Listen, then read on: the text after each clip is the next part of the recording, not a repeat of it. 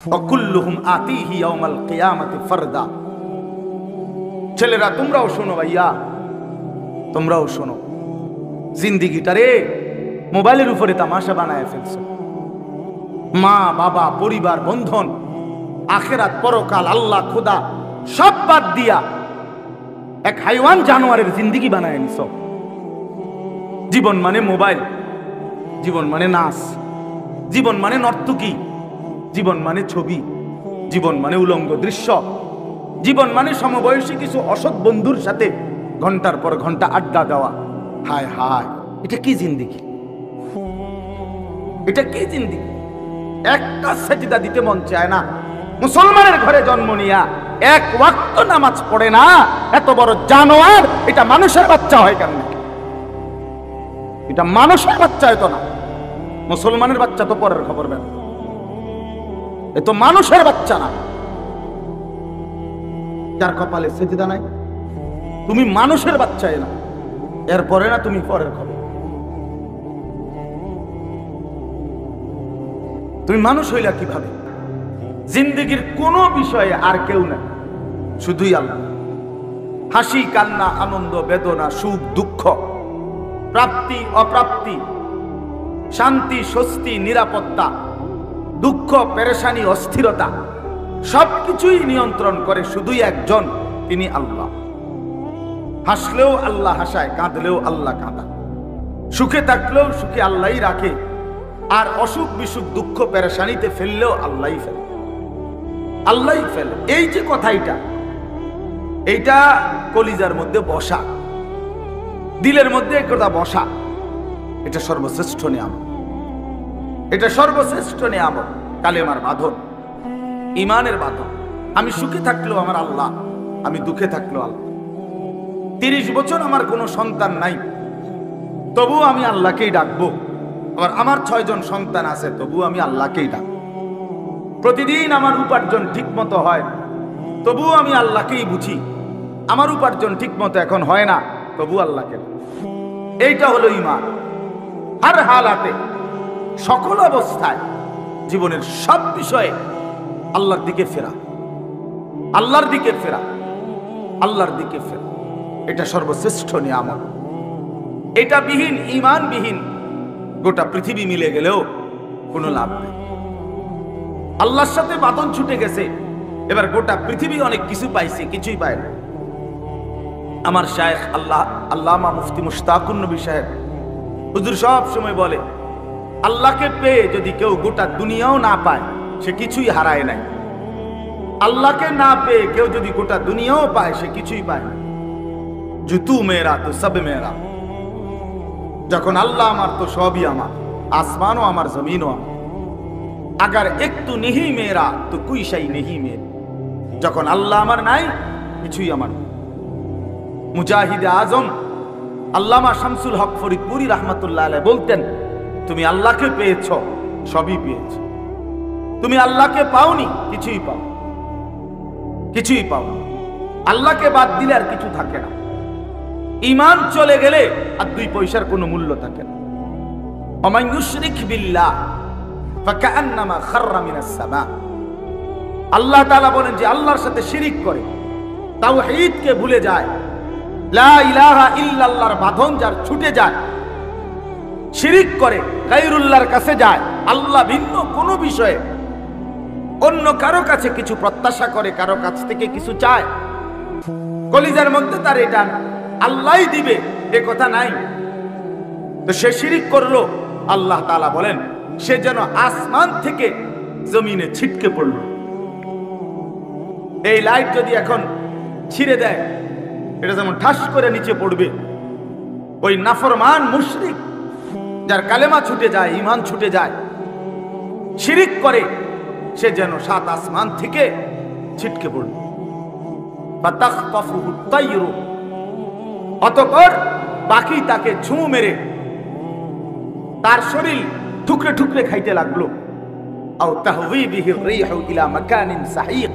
অথবা ঝড়ো বাতাস তাকে যেখানে সেখানে উড়াইয়া ফেলে দিল। আজকে দেখেন, যত মুসলমান, পুরুষ কিংবা নারী, যুবক কিংবা বয়স্ক, আল্লাহ থেকে ছুটে গেছে, ঈমানের বাঁধন ছেড়ে দিছে, আল্লাহর সাথে সম্পর্ক ত্যাগ করে দিছে, ওদের জিন্দেগির কোনো নিয়ন্ত্রণ নেই। আপনি দেখেন, হালাল এবং হারামের কোনো তমিজ নাই, চরিত্র আখলাকের কোনো খোঁজ খবর নাই। হাসে কিল্লেগা, কান্দে কিল্লেগা, কিছুই কই তারা না।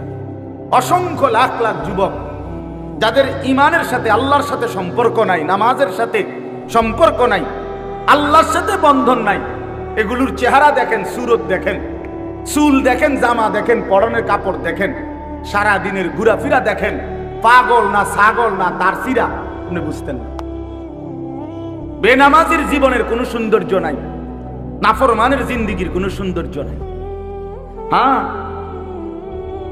হ্যাঁ, এটাই বাস্তবতা। কারণ সে তো আল্লাহ থেকে ছুটে গেছে। এবার আল্লাহ তাআলা তাকে কোনো ঘাটে আর স্থির হতে দিবে না, কোথাও আর সে স্থির হবে না, আর কোনো কিছুতে তার তৃপ্তি হবে না। ওমান লাম ইয়াজআলিল্লাহু লাহু নূরান ফামা লাহু মিন নূর।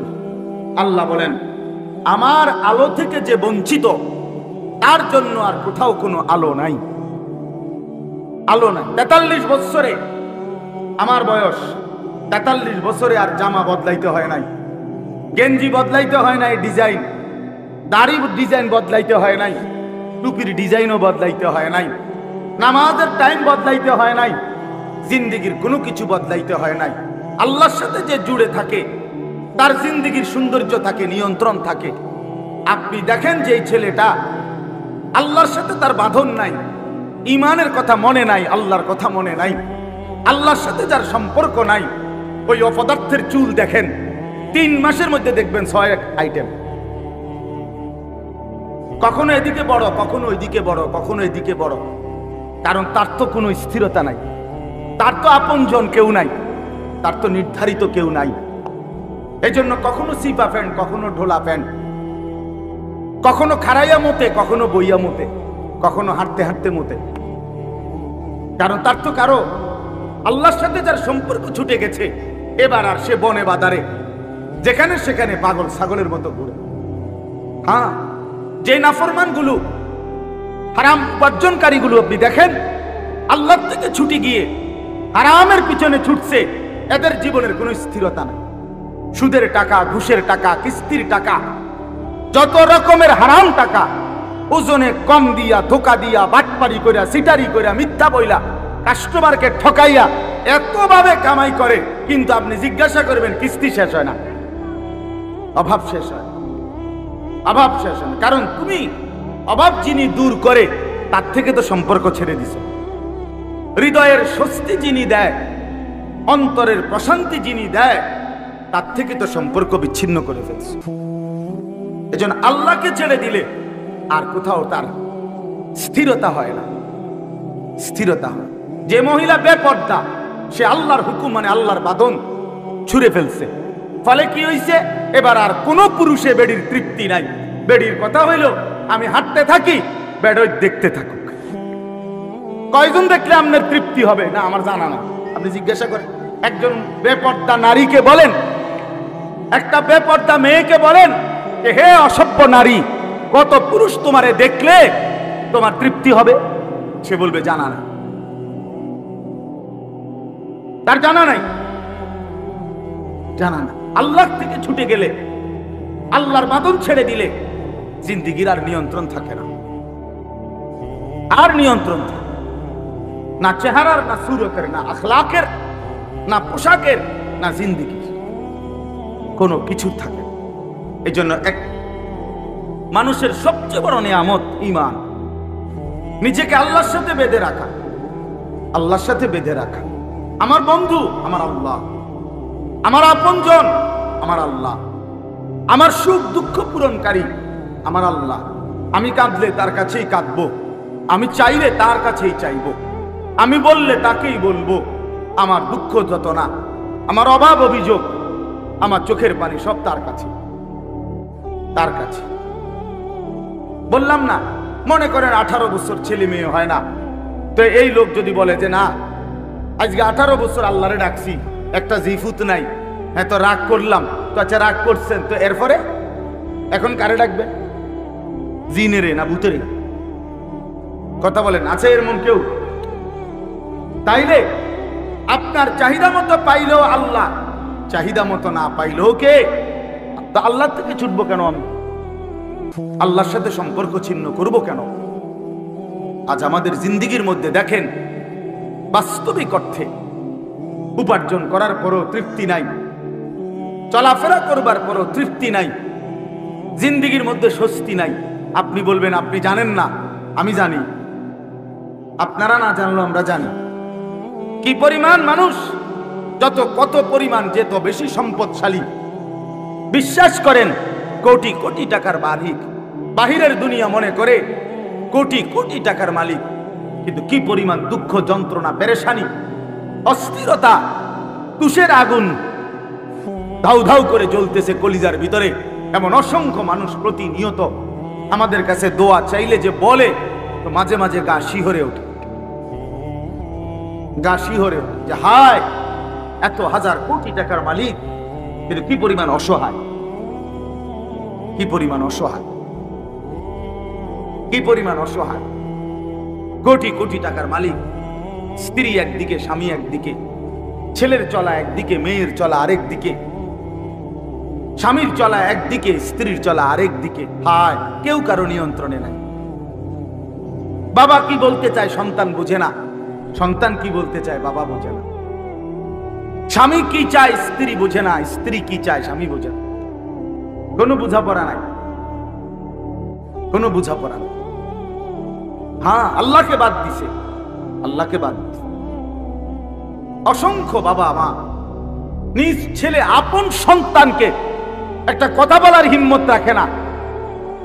আপন ছেলে 16 বছর 14 বছর, এক ওয়াক্ত নামাজ পড়ে না, অথচ তারে বলিয়া নামাজটুকু পড়াইবার মতো যোগ্যতা রাখে না। কি পরিমাণ অপদার্থ বাপ,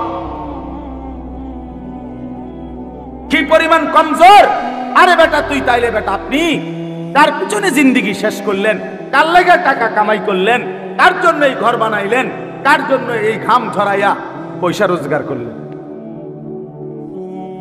এই দেখবেন মূল কারণ হলো আল্লাহর সাথে জুড়ায় নাই, সন্তানকে দিন শিখায় নাই, নিজে দিনের উপরে চলে নাই।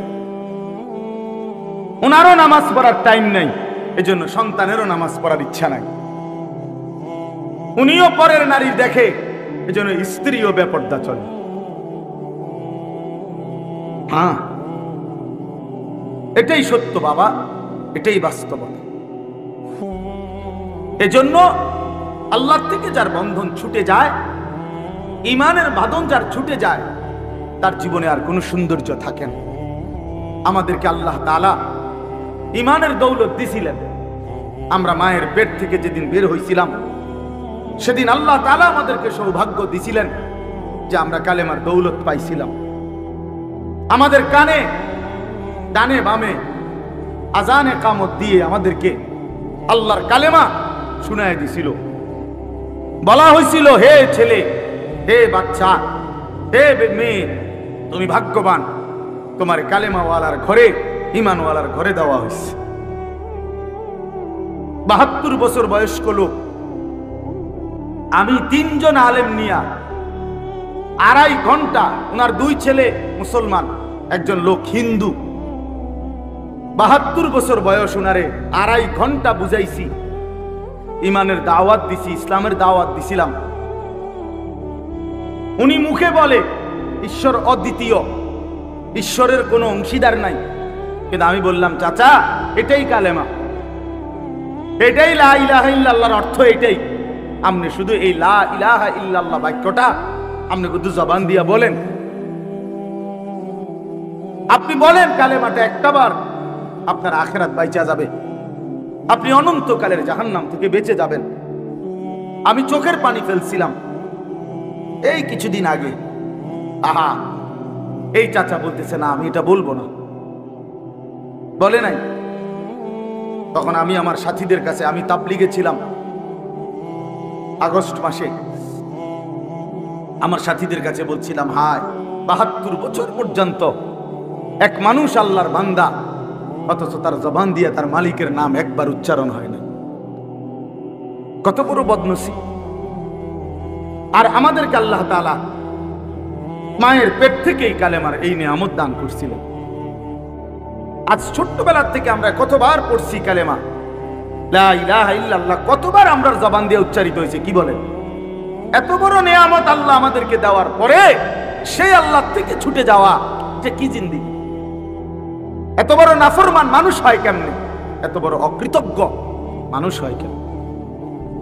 আল্লাহ বলবেন হাসরের ময়দানে, বান্দা আমি তো তোমার কোনো আবেদন ছাড়া, তোমার কারো কোনো সুপারিশ ছাড়াই আমি দয়া করে তোমারে মুসলমানের ঘরে দিছিলাম, ইমানদারের ঘরে জন্ম দিছিলাম, আমার কালেমার সন্ধান দিছিলাম, আমার রসুলের পরিচয় তোমার কাছে দিছিলাম। তুমি এই কি চেহারা, কি সুরত, এই কি জিন্দেগি নিয়ে আসো? কোরআন শরীফে আছে, প্রত্যেক ব্যক্তি নিজ নিজ আমল নামা নিয়া আল্লাহর কসম আল্লাহর মুখোমুখি একজন একজন দাঁড়াইতে হবে।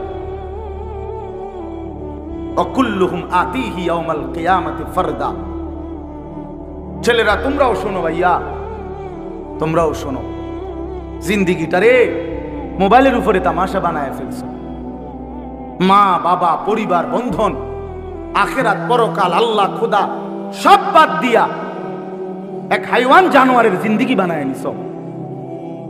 জীবন মানে মোবাইল, জীবন মানে নাচ, জীবন মানে নর্তকী, জীবন মানে ছবি, জীবন মানে উলঙ্গ দৃশ্য, জীবন মানে সমবয়সী কিছু অসৎ বন্ধুর সাথে ঘন্টার পর ঘন্টা আড্ডা দেওয়া। হায় হায়, এটা কি জিন্দেগি? এটা কি জিন্দেগি? একটা সেজদা দিতে মন চায় না। মুসলমানের ঘরে জন্ম নিয়া এক ওয়াক্ত নামাজ পড়ে না, এত বড় জানোয়ার এটা মানুষের বাচ্চা হয় কেন? এটা মানুষের বাচ্চা হতো না, মুসলমানের বাচ্চা তো পরের খবর নেন, এ তো মানুষের বাচ্চা না। যার কপালে সেজদা নাই, তুমি মানুষের বাচ্চা না, এরপরে না তুমি পরের খবর। তুমি মানুষ হইলা কিভাবে? তুমি তো চতুষ্পদ জন্তু, হাইওয়ান। তুমি জানোয়ারে না সেজদা দেয় না, মানুষ সেজদা দিবে না কেন? কথা বলেন না কেন? মানুষকে তো আল্লাহ তাআলা বানাইছেনই সেজদার জন্য, মানুষকে তো আল্লাহ তাআলা বানাইছেনই গোলামির জন্য। আল্লাহকে বাদ দিলে যে যা নিয়ে মজা পাইলাম, কালেমা ছাইরা, ইমান ছাইরা, আখেরাত ছাইরা আমরা সবাই বোকার স্বর্গে বাস করছি। আমরা ভুল করছি, বাপ ভুল করছি। তো বলতেছিলাম আল্লাহ তাআলা প্রত্যেকে তার নিজ নিজ আমল নামা নিয়ে একজন একজন করে আল্লাহর সামনে দাঁড়াইতে হবে। কুল্লুহুম আতিহি ইয়াউমাল কিয়ামাতি ফারদা। আল্লাহ বলেন সকলকেই আমি আল্লাহর সামনে ফারদান আই ওয়াহিদান, একজন একজন দাঁড়াইতে হবে। আল্লাহ তখন জিজ্ঞেস করবেন, বান্দা এটা কি আমল নামা? আমি স্বেচ্ছায় তোমাকে ঈমান দিছি, আমি স্বেচ্ছায় তোমারে আমার রসুল, সবচেয়ে প্রিয়তম রসুল দিয়েছি, ইসলামের দৌলত দিলাম, তুমি কি আনলা? এটা সেজদা কোথায়? গোলামি কোথায়? আমারে রাখছো কই? আমার কাছে চাইলা কই? আমার কাছে চাইলা কই? সামান্য ছেলেটারে বিদেশ পাঠাইবা, এর জন্য হারামের মধ্যে চলে গেলা, সুদের টাকা নিয়ে গেলা, কিস্তির টাকা নিলা, সংসারে এক সেট সোফা কিনবা, এর লাগে কিস্তি টাকা উঠাইলা, ব্যবসার মালের জন্য হারাম টাকা কামাই করলা, আমার বাদ দিলা কেন? আমি কি দিতে পারতাম না? আমি কি অক্ষমতা প্রকাশ করেছিলাম যে আমার কাছে আর নাই? কথা বলে আল্লাহ কি এরকম জানাইছে আমাদেরকে? তো তাইলে ওয়ামা মিন দাব্বাতিন ফিল আরদ ইল্লা আলাল্লাহি রিজকুহা। রব্বুল আলামিন বলেন, এই জমিনের মধ্যে যত কিছু বিচরণ করছে সমস্ত কিছুর রিজিকের জিম্মাদারি আমি আল্লাহ নিজেই নিজের কাঁধে তুলে নিলাম, আমি কাঁধে তুলে নিলাম। আল্লাহ বলেন, লা নাসআলুকা রিজকা নাহনু নারযুকুক। আমার বান্দা, তোমাদের কারো কাছে আমি রিজিকের জন্য সাহায্য চাই না, যে তোমরা কর্ম না করিলে উপার্জন হবে না আর আমি খাওয়াইতে পারবো না, এমন না। বরং আমার ফয়সালার কারণে তোমরা কেউ রোজগার করো, আবার আমার ফয়সালা না থাকার কারণে অনেকেই অক্ষম হয়ে বসে থাকো। যে পঙ্গু, যে প্যারালাইজ, যে বোবা, যে অন্ধ, যে বধির, যে বৃদ্ধা, যে নারী, যে মাজুর, সে আমার ফয়সালার কারণে কামাই করতে পারতেছে না, তুমি করতেছো, এটাও আমি আল্লাহর ফয়সালার কারণে। ঠিক কি না বলেন? না, কারো কাছে রিজিক চাই না। নাহনু নারযুকুক, আমি একাই রিজিক দেব। এই জন্য ভাই আমার, আমি আর লম্বা করতে চাই না কথাটা। আমার অর্থ হইলে এই কথা বোঝানো, এই আয়াতের তর্জমা বলতেছি এখন। অর্থ হইল আল্লাহর থেকে ছুটে গেলে, কালেমার বাঁধন ছুটে গেলে, ঈমানের বন্ধন যদি কেউ বাদ দিয়া ফেলে, আল্লাহর সাথে সম্পর্ক যদি কেউ ত্যাগ করে, খোদার কসম তার জীবনের আর কোনো নিয়ন্ত্রণ থাকে না।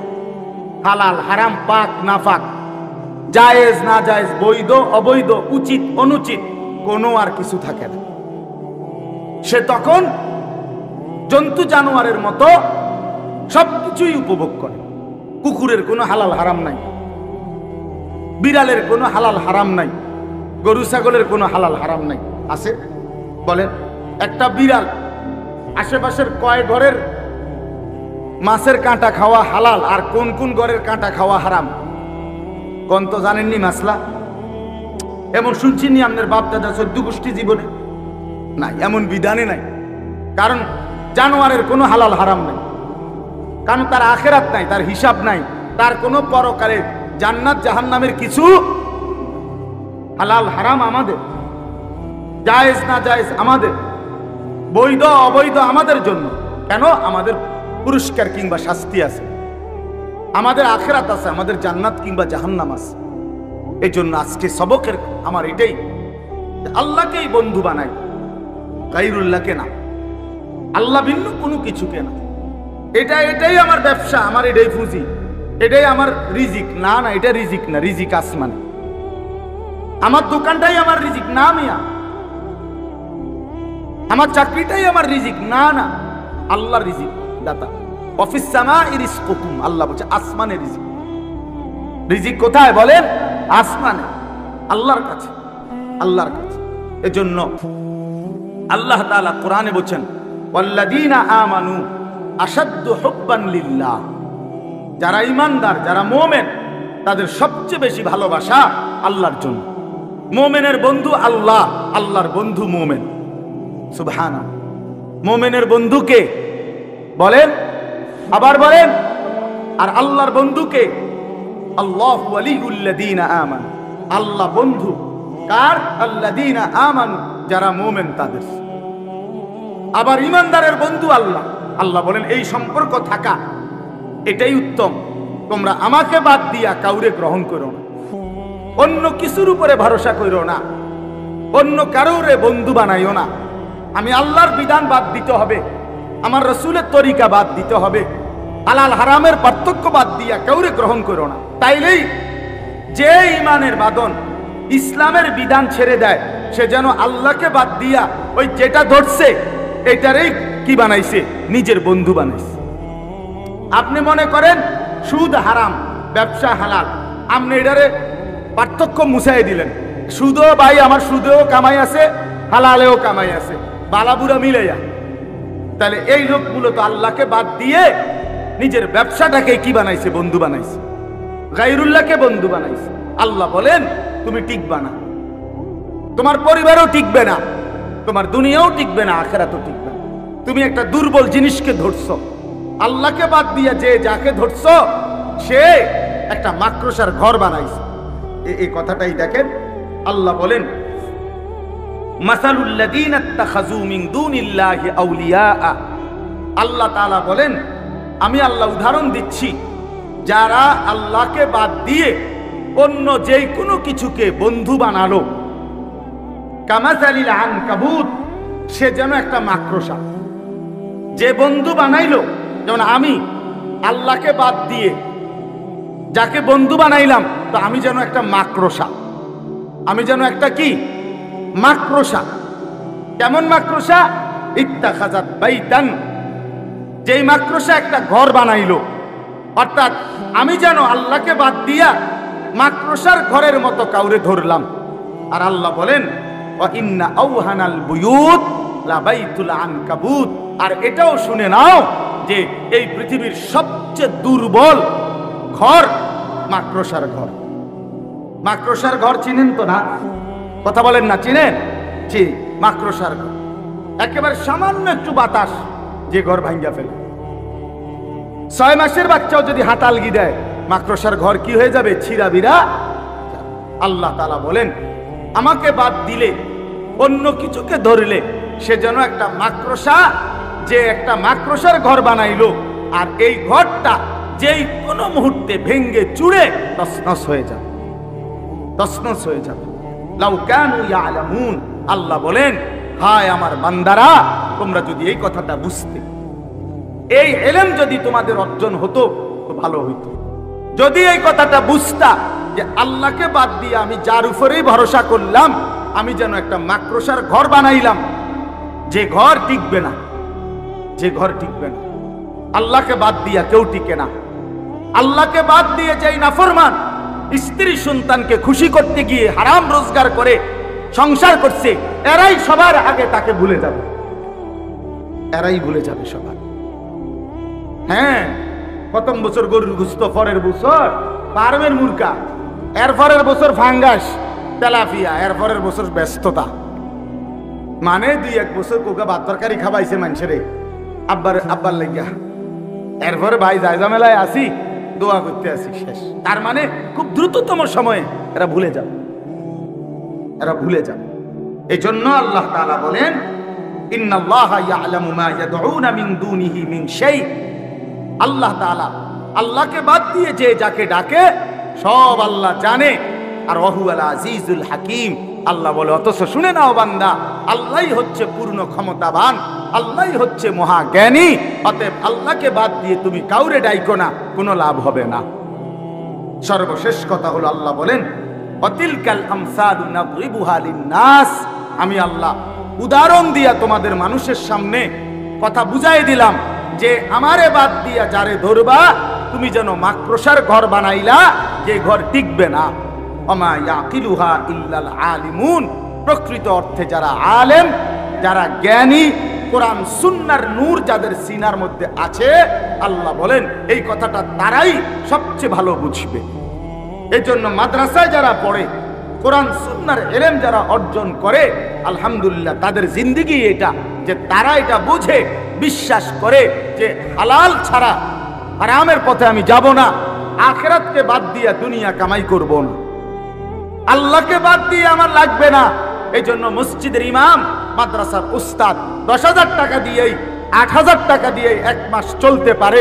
আর সুদখোর, কিস্তিখোর, হারামখোর লাখ টাকা ইনকাম কইরাও তার জিন্দেগি চলে না, জিন্দেগি চলে না। মূল কারণ এটাই, সে বুঝে যে আমার আল্লাহকে ছাড়া যাবে না, আমার আল্লাহকে বাদ দেওয়া যাবে না। এই জন্য আজকে এতটুকুই কথা, আপনারা মাদ্রাসাকে ভালোবাসেন, দ্বীনকে ভালোবাসেন, আল্লাহকে ভালোবাসেন, নিজেদের সম্পর্ক মাদ্রাসার সাথে রাখেন। বলেন ইনশাআল্লাহ। এই মাদ্রাসা হযরত মাওলানা আব্দুস সুবহান সাহেব দামাত বারাকাতুহুমুল আলিয়া, অনেক প্রবীণ মানুষ, আমাদের কুমিল্লার সকল আলেমদের কাছে উনি একজন শ্রদ্ধেয় মানুষ। শুধু উনার মাদ্রাসার মাহফিল, আমার এটুকু বলছে, আমার আরো 2টা মাহফিল আছে আজকে, আমি আরো 2 জায়গায় বয়ান করে আসছি, জোহর থেকে নিয়ে, জোহরের আগে, জোহরের পরে, আবার আমার আরো সামনে 2টা মাহফিল আছে। কিন্তু এরপরও আমি শুধুমাত্র হুজুরের নামের কারণেই এখানে এই টাইমে আসছি। আসরের নামাজ এসে এখানে পড়ছি। সর্বোচ্চ সম্মান করি আমরা ওনারে, ওলামায়ে কেরাম সবাই ওনারে ইজ্জত করে। আপনাদের জন্য রত্ন, আপনাদের জন্য গর্ব। আপনারা এই মাদ্রাসাটাকে ভালোবাসেন। মাদ্রাসার জন্য স্থায়ী জায়গা দরকার, মাদ্রাসার জন্য একটু বড়সড় জায়গা দরকার। আপনারা সবাই মিলে খোঁজ খবর নিয়া, চেষ্টা কইরা, সহযোগিতা কইরা, আন্তরিকতা দেখাইয়া, মাদ্রাসার পাশে থাইকা মাদ্রাসার জন্য একটা ভালো জায়গা যেন ব্যবস্থা হয়, আপনারা চেষ্টা করবেন। বলেন ইনশাআল্লাহ। মাদ্রাসার জন্য দান সদকা করবেন, মাদ্রাসার জন্য দোয়া করবেন, আপনাদের ছেলে সন্তানদেরকে পড়তে দিবেন।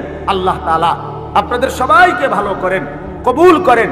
আমার শেষ কথা আবারও, যুবক ভাই, আল্লাহকে বাদ দিয়া, নামাজকে বাদ দিয়া, আখিরাতকে বাদ দিয়া জিন্দেগি কাটাইও না। সুন্দর হবে না, ভালো হবে না, উত্তম হবে না। আল্লাহ সবাইকে ভালো রাখেন, উত্তম ভাবে এই মাদ্রাসাকে আল্লাহ কবুল করে নেন। আমিন। সুবহানাল্লাহি ওয়া বিহামদিহি।